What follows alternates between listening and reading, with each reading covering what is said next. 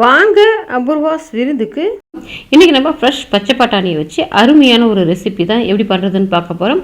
இப்போ பார்த்தீங்கன்னா நமக்கு பச்சை பட்டாணி சீசன் தான், விலையுமே ரொம்ப குறைவாக கிடைக்கிது. இப்போ நம்ம செய்கிற டிஃபன் டேஸ்ட்டுமே ரொம்ப அருமையாக இருக்கும், சிம்பிளாகவும் இருக்கும். வாங்க இப்போ எப்படி பண்ணலான்னு பார்க்கலாம். அதுக்கு ஒரு மிக்ஸி கப் வச்சுட்டு அதில் மெஷரிங் கப்பால் 1 கப் அளவுக்கு தோல் எடுத்த ஃப்ரெஷ் பச்சை பட்டாணி எடுத்துருக்கேன். அதை சேர்த்துக்கிறேன். பச்சையாக தான் சேர்த்துருக்கேன், வேகையெல்லாம் வைக்கல. அது கூடவே 2 பச்சை மிளகா, சின்ன துண்டு இஞ்சி தோல் எடுத்துகிட்டு 2ஆக கட் பண்ணியிருக்கேன், அதையும் சேர்த்துட்டு ஒரு 1/4 கப் அளவுக்கு தண்ணி சேர்த்து நல்லா நைஸாக அரைச்சி எடுத்துக்கோங்க. இப்போ பார்த்தீங்கன்னா நல்லா நான் பச்சை பட்டாணி நல்லா நைஸாக அரைச்சி எடுத்துகிட்டு வந்துட்டேன். தண்ணி அதிகம் சேர்க்கலாம், இந்த 1/4 கப் தண்ணியே போதுமானதாக இருக்கும். இப்போ இந்த அரைச்ச பட்டாணியை ஒரு மிக்சிங் பவுலுக்கு மாற்றிட்டு அது கூடவே வறுத்த ரவை 1 கப் அளவுக்கு எடுத்துருக்கேன்.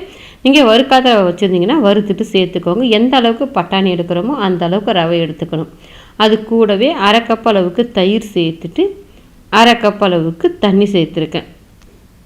அது கூடவே தேவையான அளவுக்கு உப்பு சேர்த்துட்டு நல்லா கலந்து விட்டுக்கோங்க. எல்லாம் ஒன்றா சேர்ந்து வர்ற மாதிரி நல்லா மிக்ஸ் பண்ணிக்கோங்க. இப்போ பார்த்தீங்கன்னா எல்லாத்தையும் ஒன்றா சேர்த்து நல்லா மிக்ஸ் பண்ணிவிட்டேன். இந்த அளவுக்கு இருந்ததுன்னா போதும். இப்போ நம்ம ரவை நல்லா ஊறி வரணும். அதனால் பார்த்திங்கன்னா ஊறி வந்த பிறகு இன்னுமே கொஞ்சம் கெட்டி குடிக்கும். அதனால் இப்போ நம்ம மூடி வச்சுட்டு ஒரு 10லேருந்து 15 நிமிஷத்துக்கு அப்படியே விட்டுருங்க. இந்த ரவை நல்லா ஊறி வரலாம். இப்போ சட்னி பண்ணுறதுக்கு அடுப்பில் ஒரு கல்கத்தா கடாய் போட்டிருக்கேன். இந்த கடாய் கூட பார்த்திங்கன்னா நம்மக்கிட்ட இண்டாலியமில் சப்பாத்தி உருட்டுற மனை, மிளகு சீரகம் இடிக்கிற இடி உரல், அது கூடவே பார்த்தீங்கன்னா இண்டாலியமில் தோசைக்கல், புடி உள்ளது புடி இல்லாதது ரெண்டுமே நம்மக்கிட்ட சேலுக்கு அவைலபிளாக இருக்குது.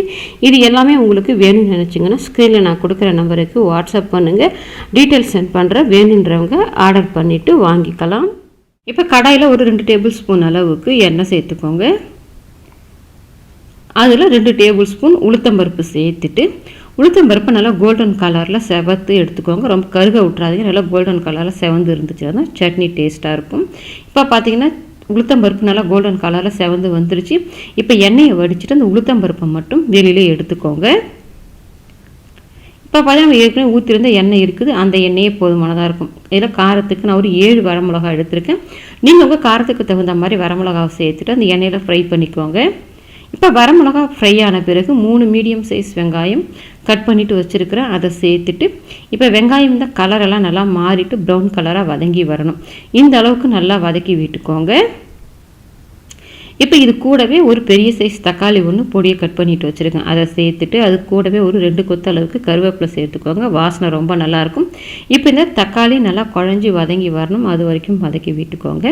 இப்போ பார்த்தீங்கன்னா தக்காளி நல்லா குழஞ்சி வதங்கி வந்துருச்சு. இப்போ இந்த அளவுக்கு நல்லா வதங்கி வந்த பிறகு அடுப்பை ஆஃப் பண்ணிவிட்டு சட்னியை நல்லா ஆற விட்டுருங்க.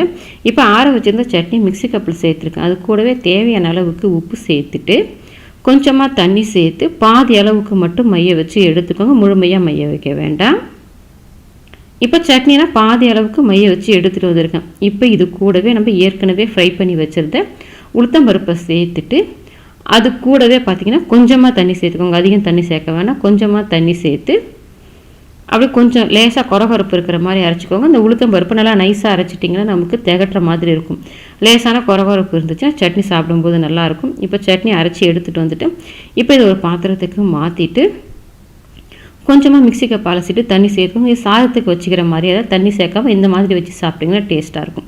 இப்போ கொஞ்சமாக மிக்ஸி கப் அலசி தண்ணி சேர்த்துருக்கேன், நான் இட்லிக்கு தான் வச்சுருக்கேன். அதனால் இப்போ தண்ணி நல்லா சேர்த்து கலந்து விட்டுக்கோங்க. நீங்கள் இந்த சட்னி கொஞ்சம் தண்ணியாக இருந்ததுன்னா கூட நல்லாயிருக்கும். உங்கள் கன்சிஸ்டன்சிக்கு தேவையான வரைக்கும் தண்ணி சேர்த்து நல்லா கலந்து விட்டுக்கோங்க. இப்போ கலந்து விட்டுட்டு நம்ம வழக்கமாக சட்னி தாளிக்கிற மாதிரி தான் கடுகு உளுத்தம்பருப்பு 1 கொத்து கருவேப்பிலை சேர்த்து தாளிச்சிருக்கேன். இப்போ தாளிப்பை சேர்த்து நல்லா கலந்து விட்டுருங்க. நமக்கு நல்ல சுவையான ஹெல்தியான உளுத்தம்பருப்பு சட்னி ரெடி ஆகிடுச்சு. இப்போ பார்த்தீங்கன்னா நம்ம மூடி வச்சுருந்து ஒரு 10 நிமிஷம் கிட்டவே ஆயிடுச்சு. நல்லாவே இந்த ரவை ஊறி வந்திருக்கு. எடுத்து காமிக்கிற மாதிரி நம்ம சேர்த்து வைக்கும்போது கொஞ்சம் தண்ணியாக இருந்து நல்லா அந்த ரவை தண்ணியெல்லாம் இழுத்துட்டு கட்டி ஆகிடுச்சு. இப்போ இது அப்படியே இருக்கட்டும். இதுக்கு நம்ம ஒரு தாளிப்பு ரெடி பண்ணிக்கலாம். இப்போ இந்த கடாயில் 1 டேபிள் ஸ்பூன் அளவுக்கு எண்ணெய் சேர்த்துக்கோங்க. எண்ணெய் காஞ்ச பிறகு தாளிக்கிறதுக்கு 1 ஸ்பூன் கடுகு சேர்த்துட்டு நல்லா பொரிய விட்டுடலாம். கடுகு நல்லா பொரிஞ்ச பிறகு இதில் 1 ஸ்பூன் உளுத்தம்பருப்பு, 1 டேபிள் ஸ்பூன் கடலைப்பருப்பு சேர்த்துட்டு இப்போ இந்த கடலைப்பருப்பு உளுத்தம்பருப்பு ரெண்டுமே நல்லா கோல்டன் கலரில் செவந்து வரணும். இப்படிலாம் கலந்து விட்டுக்கோங்க. இப்போ பார்த்தீங்கன்னா நம்ம சேர்த்துருந்த உளுத்தம் பருப்பு கடலைப்பருப்பு நல்லா கோல்டன் கலர் செவந்துருச்சு. இப்போ இதில் கொஞ்சமாக பெருங்காயத்தூள் நம்ம பட்டாணி சேர்த்துருக்கிறதால வாயுவுக்கும் நல்லது, வாசனையும் நல்லாயிருக்கும். அது கூடவே கொஞ்சமாக கருவேப்பிலை இலையை சேர்த்துட்டு ஒரு மீடியம் சைஸ் வெங்காயம் பொடியை கட் பண்ணிவிட்டு வச்சுருக்கிறேன். அந்த வெங்காயத்தை சேர்த்துட்டு வெங்காயம் பார்த்திங்கன்னா கண்ணாடி பதத்துக்கு வதங்கி வரணும். இப்போ வெங்காயம் நல்லா கண்ணாடி பதத்துக்கு வதங்கி வந்துருச்சு. இந்த அளவுக்கு வதங்கி வந்தால் போதும். இப்போ இதில் நல்லா பொடியை நறுக்கின மல்லி இலையை கொஞ்சம் சேர்த்துக்கோங்க. மல்லி இலையை சேர்த்துட்டு கலந்து விட்டுட்டு அடுப்பை ஆஃப் பண்ணிக்கலாம். நமக்கு தாளிப்பு ரெடி ஆகிடுச்சு. இப்போ நம்ம ரெடி பண்ணி வச்சுருந்த அந்த பட்டாணி ரவையில் நம்ம ரெடி பண்ணி வச்சிருந்த தாளிப்பை சேர்த்துட்டு அது கூடவே ஒரு சிட்டிகை அளவுக்கு ஆப்ப சோடா சேர்த்துக்கோங்க. ஆப்ப சோடா சேர்த்து செய்யும்போது நல்லா சாஃப்டாக கிடைக்கும். இப்போ எல்லாத்தையும் ஒன்றா சேர்த்து கலந்து விட்டுட்டு பார்த்தா ஏற்கனவே நம்ம ரவை ஊறி கட்டியாக இருந்தது. தாளிப்பு சேர்க்கும்போது இன்னுமே கட்டியாகிடுச்சு. அதனால் ஒரு 1/4 டம்ளருக்குமே கொஞ்சம் குறைய ஒரு 3 டேபிள் ஸ்பூன் அளவுக்கு தண்ணி இருக்கும். அந்த அளவுக்கு தான் சேர்த்துருக்கேன். ரொம்ப தண்ணி அதிகம் சேர்க்கக்கூடாது. இப்போ அதையும் சேர்த்து கலந்து விட்டுட்டு கன்சிஸ்டன்சி பார்த்திங்கன்னா உங்களுக்கு இந்த பதத்துக்கு இருக்கணும். அப்போ தான் நமக்கு கரெக்டாக இருக்கும். அதிகமாக தண்ணி சேர்த்துடக்கூடாது. இப்போ நமக்கு மாவு ரெடி ஆகிடுச்சு. ஒரு இட்லி தட்டில் பார்த்திங்கன்னா கொஞ்சமாக ஒரு ட்ராப்ஸ் அளவுக்கு எண்ணெய் போட்டு வச்சுருக்கேன். அதை நல்லா ஸ்ப்ரெட் பண்ணி விட்டுக்கோங்க.